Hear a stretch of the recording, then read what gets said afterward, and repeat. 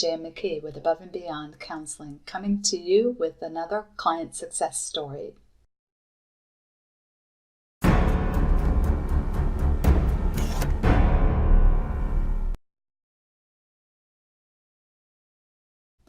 A client, we'll call her Lisa to protect her privacy, came to us hoping to improve her relationship with her father. During our first meeting, however, it became apparent that Lisa might have some work of her own to do. She had an expectation that the wrongs in the relationship would be set right, as her dad would have to answer to her accusations. But Lisa's emotions became volatile in that first session as feelings of grief, anxiety, abandonment, and rejection poured out of her. Her father's responses seemed apathetic, which wounded her further. She said that she had struggled with suicidal thoughts and depression. She previously had been in the Army but was medically discharged due to a diagnosis with PTSD, that's post-traumatic stress disorder.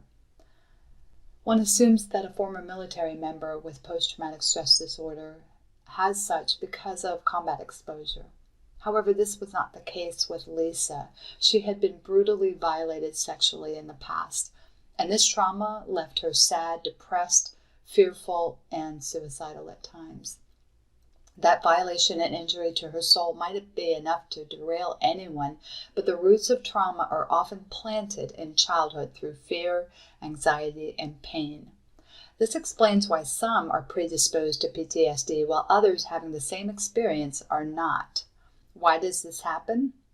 Henry Wright, founder of Be in Health, a ministry that studies the connections between pathways of disease and mental and spiritual well-being, recognizes that the enemy's devices to introduce fear often occur at a young age. The enemy can work through generational curses of fear and other open doors to capitalize on a traumatic event, to lock someone into a prison of fear, or predispose them to trauma's effects. Lisa had experienced a radical conversion from unbeliever open to drug use and same-sex relationships and promiscuity to being fully awakened by God's love.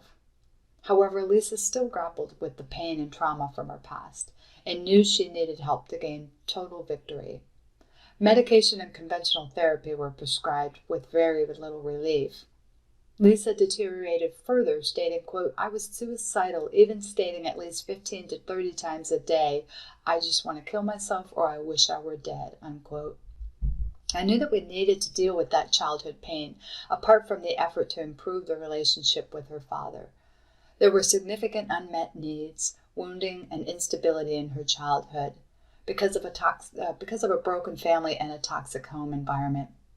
During some of our sessions, Lisa would present as very withdrawn and downcast. Her mouth was like an open grave, speaking words of hopelessness, despair, and victimization over herself. She had become withdrawn from people as she could not trust them with her emotions. I began establishing a groundwork to help her grow in the knowledge of spiritual warfare and deliverance, relating it to her personal pain and circumstances. I began laying the groundwork for understanding how to renew her mind and pull down the strongholds of thinking that constantly plagued her. Like many, she had some understanding, but our approach is to bring practical insights to clients about their identity in Christ and their inheritances as a child of God. After a few sessions, I felt compelled to encourage Lisa to come to our Release to Soar deliverance seminar since she lives in Florida.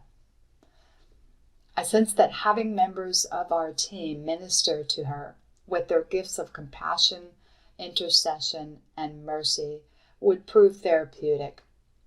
I met with her the day before the seminar to ease her anxiety about sharing with strangers. I wanted her to feel comfortable and reassured that the event would be a safe place for her to heal. When she arrived to meet before the conference, she barely spoke, had her head down, and seemed to lack hope that anything good would come of her time with us. I was able to encourage her to attend on the first night, and then on the second night, and then the Saturday's deliverance event was terrific as usual. And as I checked in with Lisa afterward, I witnessed the change in her countenance. I saw peace and joy on her face. She had a beautiful smile, and I could see hope in her eyes. I hugged her and encouraged her to guard her freedom, keep renewing her mind, and start moving towards God's destiny for her life. She wrote to us recently saying, quote, "I used to believe that I was just a depressed person after struggling with sadness since I was a child. I don't feel that way anymore," she added. I've been through years of therapy as well, but this deliverance seminar has helped me 100-fold more." Unquote. She no longer fears men. Her relationship with her father has even improved, and she's able to open herself up to the possibility of trusting God to bring her a husband one day. It's an honor and a privilege at Above and Beyond Christian Counseling to partner with God, helping others find freedom. Whom the Son sets free is free indeed.